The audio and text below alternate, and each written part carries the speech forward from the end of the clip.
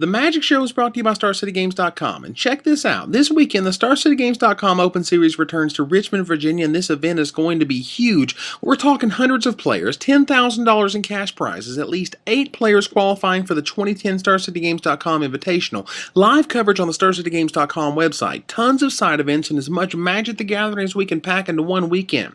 So make plans to join StarCityGames.com in Richmond, and we'll see you there. Hi, I'm Simon Götzen, Proto San Diego champion. Welcome to the Magic Show.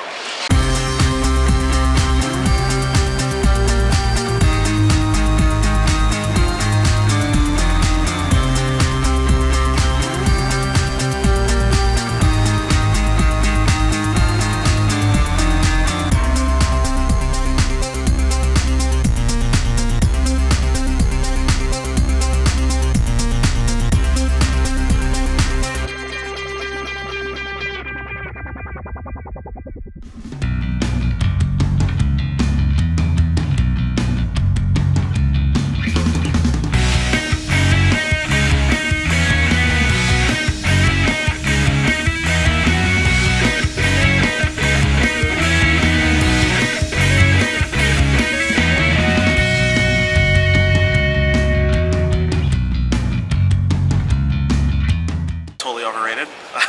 Basically, it's just too slow when the format has 1 mana 3/3s and 2 mana 4/4s and all these ridiculous cards. You tap out on turn 4 to cast that card, and it's really powerful, sure, but you get like lightning. Probably up there as one of the most overrated cards. I actually don't think the card's very good. I like the other Jace more. If I played a blue deck, I would have played that. I tested more Jace decks than anything else for this Pro Tour. To my great chagrin, I did not feel that it was something I could play, even though I wanted to. I think it's going to be definitely a format-defining card in Type 2. I mean, maybe now isn't the time, or maybe people haven't found the right shell. Maybe I didn't find the right shell, but it's going to be somewhere. I don't like it. I don't like the decks that run it. I think the decks that people played in are bad. At FNM, it'll be great. People play bad around it, but I don't like the card. Overrated a little bit. It's definitely like a $30, $40 card or whatever, but like 60 or higher is just like way too much. It's not that good. It's like really good when you're even or slightly ahead, but when you're behind, it's just like not that good, and it's not gonna really save you ever, you know? Jace is a pretty ridiculous card, although I think the way that the standard format works out right now, it's actually pretty well contained. Like Blightning and Bloodbraid Elf are both, you know, really powerful cards that are, you know, already in a bunch of decks that happen to be very good, you know, fighting Jace. It's a card that allows blue control decks to just have a way to just take control of the game. You know, it's not dealt with pretty much immediately. You know, the game just gets completely out of hand. It's really good. We were getting closer and closer to Jace Beleren being my favorite card, and then they printed a better one, and as soon as I saw it, I was like, I'm gonna love this thing. So Creative came to me, and they were like, we're doing Jace again, and we want him to be awesome. And I'm like, how am I gonna make Jace awesome? Design was already like, we want 4 abilities on Jace. After restricting Brainstorm and Vintage, it's like, I got so much mail of people like, I love Brainstorm. I was just like, one of the abilities for Jace? Brainstorm. And so we went and figured out, how much should Brainstorm cost? We tried it at pay -1 loyalty. I was like, well, this is good, but it wasn't totally awesome, right? And so I was just like, you know what, 0 for Brainstorm, that'll be great. One of the things we tried out for Planeswalkers and people really appreciate is when the Planeswalkers come out and protect themselves. And that's where the unsummon ability, the -1 ability came from. I really like the +2 ability. I have always really enjoyed that, like, oh, what do you have? Let me see what you have. And it's fun that you can do it to yourself too. Finally, the ultimate was just, I mean, essentially when we come up with the ultimates, we try to go all out. I wanted that familiar library that Jace Beleren had, but giving it a new twist. And the fact that he first exiles your library and then takes your hand and puts it on top, it's like, how are you possibly supposed to win when he does it? Now, of course, it's so powerful, we had to make it the most expensive Planeswalker ultimate ever in terms of loyalty to use. But that's fair, because at 4 mana, he just comes out and he can really control the game from the get-go. Jace is not, it's not what I want to be doing. I want to be casting Teachings. Card's sweet.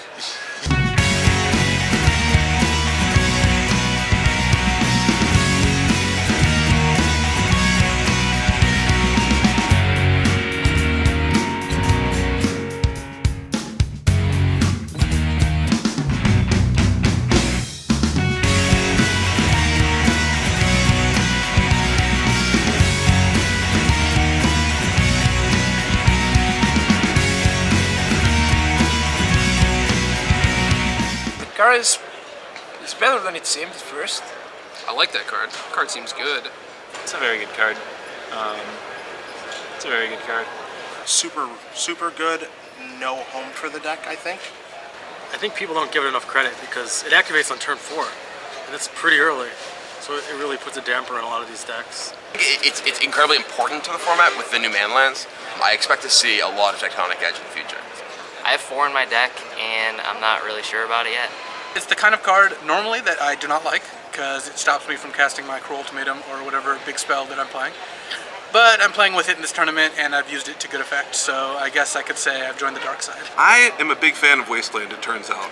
One of the great things about making Magic cards is you get to go and be like, oh, I remember playing Wasteland and how much I loved playing Wasteland. I wanted a good answer to the Worldwake Manlands, right? And I wanted a good answer to just, oh, I'm gonna sit around and play out land and play control and leave my mana untapped.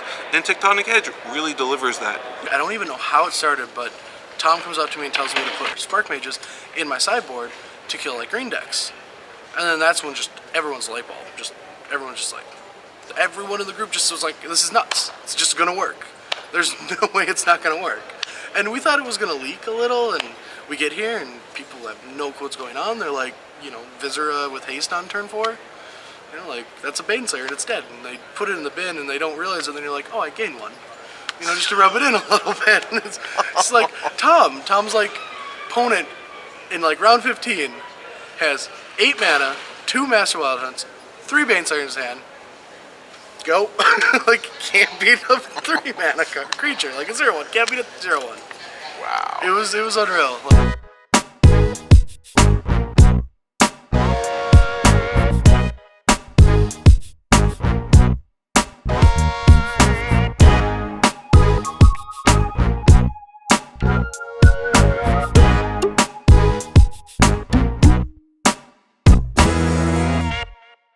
So Rich Hagon, you know, the master statistician of the Pro Tour, has a really intriguing stat that we've all been talking about. Like, a lot of people have heard it by now. So of the 46 people who won a Pro Tour since the year 2000, so 46 Pro Tour winners, how many of those 46 people lost their first round of that Pro Tour? And keeping in mind the average win rate of a Pro Tour match is like, you know, 60 something percent or whatever of people who win to do like a pro. Like, that's about their average win rate. Well, as it turns out, 0. Not a single one of them lost round 1.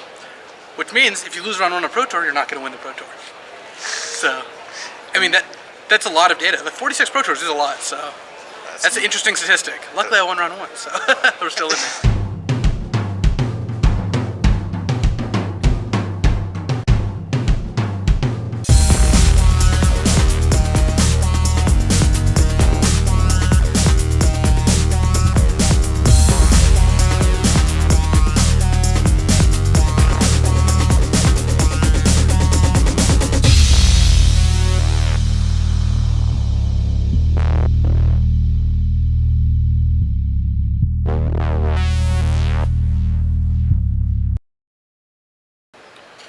Awesome.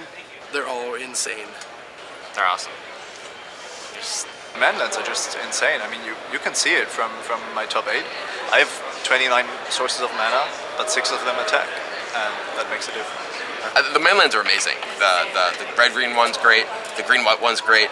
There just aren't really decks for the blue-black one, but I think it's really good too. And Celestial Colonnade is fantastic.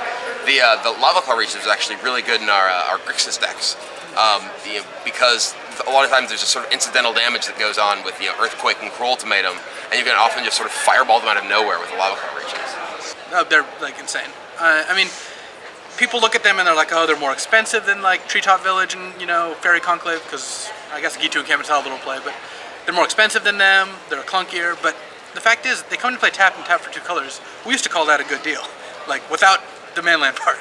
So, I mean, I played Arcane Sanctum in my Kyoto deck when I didn't have blue in my deck, so it was a coming to play tap to tap for black or white land. So I would say that more decks should be playing them than currently are, because people don't realize how big of an upside activating them is, and how little of a cost coming to play tapped is when you want the 2 colors.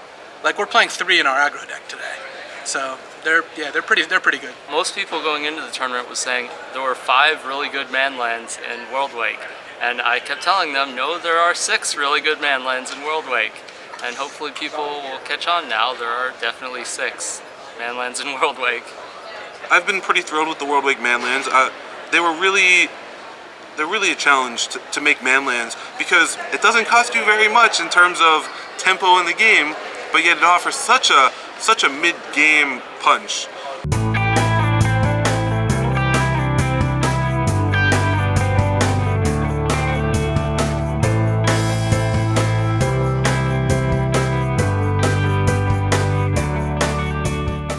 Game 2, he has a Core Firewalker, a Step Lynx, Knight of the White Orchid, and a Baneslayer attacking me for more than lethal. And I just have 4 lands in play, and a Zektar Shrine with 2 counters. And I double Stone Idol Trap him, and play the land, unearth my Hell's Thunder, and attack him for lethal. Sick. Oh yeah. And Trusty Machete, just sometimes if you're playing against a red deck or a black deck, just put down a Pro Bear and strap a machete to it, and 3-4 turn clock. LSV made a joke about that. He said, pretty sure I would have lost taking the under on 1 Trusty Machete in the top 8.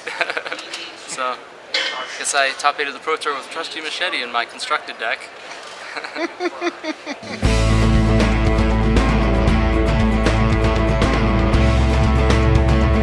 I think the biggest one, the one that I like the least, is I think the biggest misconception of PT level players is that Guys in customer service, if you're watching this, no offense, you guys are all awesome, but I'm surprised you haven't asked about them. So Treasure Hunt, it was... So Magic R&D is funny. And I was very confident in my drafting, so that did it, I think. what was your draft strategy? Oh, I love to draft.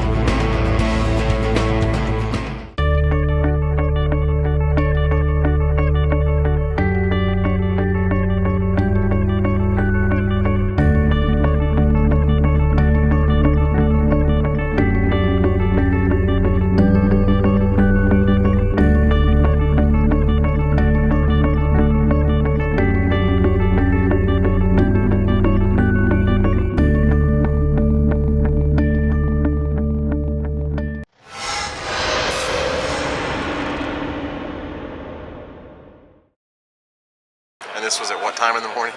I got done at like 5. Went 8-2 in this 400-man tournament and got 18 packs, so pretty solid. Wow. Good use of my time, good hourly wage. I mean, there was a game where I treasure hunted on turn 2, which I revealed Jace on turn 2 with it. My opponent's like, "You are so lucky. Oh my god, you have a Jace," and they just beat the crap out of me. It was just not even close. His draw was just perfect, and he knew, straight up that Jace was not going to do anything that game. He's just like, "I can't believe it. You are so lucky." This is when we're 6-0, and I mean, my opponent was awesome. He was a cool dude, but he ended up. I had a Jace in my deck, but it a lot of the games I won, I was just still had all these Jaces. You were this dead, but.